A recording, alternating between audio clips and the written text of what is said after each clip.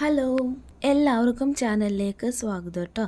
ഇന്നത്തെ വീഡിയോ എന്ന് പറയുന്നത് എല്ലാവരും കേട്ടിട്ടുണ്ടാവൂലേ, ആറ്റുകാൽ പൊങ്കാല അല്ലെങ്കിൽ പൊങ്കൽ എന്നൊക്കെ കേട്ടിട്ടുണ്ടാവൂലേ, അതിനെക്കുറിച്ചാണ് ഞാൻ പറയാൻ വേണ്ടി പോകുന്നത്. അപ്പോൾ എന്തായാലും നമുക്ക് നേരെ വീഡിയോയിലേക്ക് പോയാലോ. അപ്പോൾ ആദ്യം തന്നെ പറയുവാണ് കേട്ടോ, വീഡിയോ കേട്ട് ഇഷ്ടപ്പെട്ടിട്ടുണ്ടെങ്കിൽ ചാനൽ സബ്സ്ക്രൈബ് ചെയ്യാതെ പോകരുത് കേട്ടോ. അപ്പോൾ എന്തായാലും നമുക്ക് നേരെ വീഡിയോയിലേക്ക് പോവാം. ദ്രാവിഡ ജനതയുടെ ദൈവാരാധനയുമായി ബന്ധപ്പെട്ട ഒരു ആചാരമാണ് നമ്മുടെ പൊങ്കാല. 1000 വർഷങ്ങൾക്ക് മുൻപാണ് പൊങ്കൽ തുടങ്ങിയത്. അതായത് ചോള ഭരണകാലത്തിൻ്റെ മധ്യകാലത്ത് കൊല്ലത്തിലെ ആദ്യത്തെ വിളവെടുപ്പാണ് പൊങ്കൽ എന്ന് പറയുന്നത്. ഈ പൊങ്കാല കേരളത്തിലെയും തമിഴ്നാട്ടിലെയും ഒരു കൊയ്ത്തു ഉത്സവമാണ്. പൊങ്കാല എന്ന വാക്കിൻ്റെ അർത്ഥം തിളച്ചു മറയുക എന്നാണ്. അമ്മയുടെ തിരുസന്നിധിയിൽ മക്കൾ അമ്മയോടെന്ന പോലെ തൻ്റെ ദുഃഖങ്ങൾക്ക് ആശ്വാസമേകുന്ന പ്രതീക്ഷയോടുകൂടി അർപ്പിക്കുന്ന പൊങ്കാല ഒരു ദിവ്യ ഔഷധമായാണ് കരുതിപ്പോരുന്നത്. ആചാരപരം അരിയും ശർക്കര നീരും നാളികേരം ചിരകിയതും അണ്ടിപ്പരിപ്പുകളും ഉണക്കമുന്തിരിയും ചേർത്തുണ്ടാക്കുന്ന വിഭവം ദൈവത്തിനു നേദിക്കലാണ് പൊങ്കാല. ഇതിൽ ഏറ്റവും പ്രധാനപ്പെട്ട ഒരു പൊങ്കാലയാണ് നമ്മുടെ ആറ്റുകാൽ പൊങ്കാല എന്ന് പറയുന്നത്. കേരളത്തിലെ വളരെയധികം പ്രസിദ്ധമായ ഒരു ക്ഷേത്രമാണ് ആറ്റുകാൽ ശ്രീ ഭഗവതി ക്ഷേത്രം. അവിടെ വാർഷിക മഹോത്സവമാണ് നടക്കുന്നത്. കേരളത്തിലെ ആദ്യത്തെ പൊങ്കാല ഉത്സവം കൂടിയാണ് ആറ്റുകാൽ പൊങ്കാല. അനന്തപുരിയുടെ ദേശീയ ഉത്സവം എന്ന് ആറ്റുകാൽ പൊങ്കാല വിശേഷിപ്പിക്കപ്പെടുന്നു. ആറ്റുകാൽ പൊങ്കാലയെ മാതൃകയാക്കി കേരളത്തിനകത്തും പുറത്തും ചെറുതും വലുതുമായ മറ്റനേകം ക്ഷേത്രങ്ങളിൽ ഇന്ന് പൊങ്കാല നടന്നു വരുന്നുണ്ട്. മകരം, കുംഭം മാസങ്ങളിലായി നടക്കുന്ന ക്ഷേത്രോത്സവത്തിൻ്റെ 9ാം ദിവസമാണ് ആറ്റുകാൽ പൊങ്കാല നടക്കുന്നത്.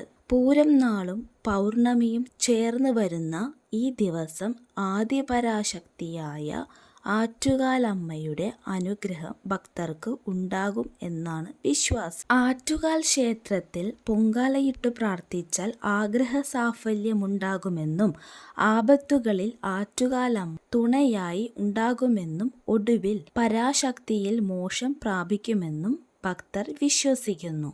അതുകൊണ്ട് പൊങ്കാലയ്ക്ക് മുൻപ് ഭക്തർ വ്രതം നോൽക്കുകയും ആറ്റുകാൽ ക്ഷേത്രത്തിൽ ദർശനം നടത്തുകയും ചെയ്യാറുണ്ട്. ചിലർ അടുത്തുള്ള ക്ഷേത്രത്തിൽ ദർശനം നടത്തി വ്രതം ആരംഭിക്കുകയും സ്വന്തം വീടുകളിൽ തന്നെ പൊങ്കാല അർപ്പിക്കുകയും ചെയ്യാറുണ്ട്. പൊങ്കാല ഇടുന്ന അടുപ്പിന് സമീപം ഗണപതിക്ക് വെക്കുക എന്ന ചടങ്ങും ഉണ്ട്. തൂശനിലയിൽ അവിയൽ, മലർ, വെറ്റില, പാക്ക്, പഴം, ശർക്കര, പൂവ്, നിലവിളക്ക്, ചന്ദനത്തിരി, നിറനാഴി, കിണ്ടിയിൽ വെള്ളം എന്നിവ വയ്ക്കണം. സാധാരണയായി പുതിയ മൺകലത്തിലാണ് പൊങ്കാല ഇടാറുള്ളത്. ക്ഷേത്രത്തിനു മുന്നിലുള്ള പണ്ടാര അടുപ്പിൽ തീ കത്തിച്ചതിനു ശേഷം മാത്രമേ മറ്റുള്ള അടുപ്പുകളിൽ തീ കത്തിക്കാൻ പാടുകയുള്ളൂ. പൊങ്കാലയിൽ പ്രധാനമായും 3 വിഭവങ്ങളാണ് കാണപ്പെടാറുള്ളത്. ശർക്കര പായസം, മണ്ടപ്പുറ്റ്, കുമ്പിളപ്പം എന്നിവയാണ്. സാധാരണയായി ശർക്കര പായസമാണ് നിവേദിക്കാറുള്ളത്. രോഗങ്ങൾ മാറുവാനും ആയുരാരോഗ്യ സൗഖ്യത്തിനും വേണ്ടിയാണ് മണ്ടപ്പുറ്റ് നിവേദിക്കാറുള്ളത്.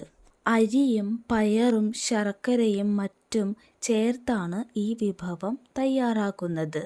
ഭഗവതിയുടെ പ്രിയ നിവേദ്യമായ കടും പായസം അഥവാ പ്രഥമൻ, വെള്ളച്ചോറ്, സേമിയ, പാൽപായസം, പാലട, മോദകം, ഇലയട മുതലായ പല ഭക്ഷ്യവസ്തുക്കളും നിവേദിച്ചു കാണാറുണ്ട്.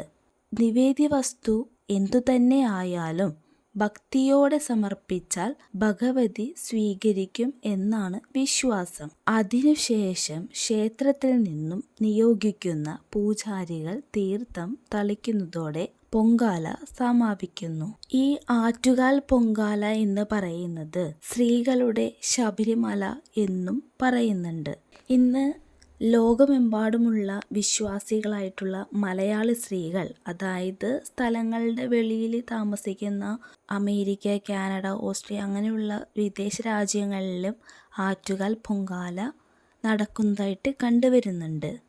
കൂടാതെ ലോകത്തിൽ സ്ത്രീകൾ ഏറ്റവും കൂടുതൽ പങ്കെടുക്കുന്ന ഒരു ചടങ്ങ് എന്ന് ഗിന്നസ് ബുക്കിലും ഇതിന് ഇടം നേടിയിട്ടുണ്ട്. അപ്പോൾ ഇന്നത്തെ വീഡിയോ നിങ്ങൾക്ക് ഇഷ്ടമായിട്ടുണ്ടെങ്കിൽ ചാനൽ സബ്സ്ക്രൈബ് ചെയ്യാൻ മറക്കരുത് കേട്ടോ. അടുത്ത ദിവസം നല്ലൊരു വീഡിയോ ആയിട്ട് കാണുമ്പോഴേക്കും ബൈ ബൈ, സീ യു.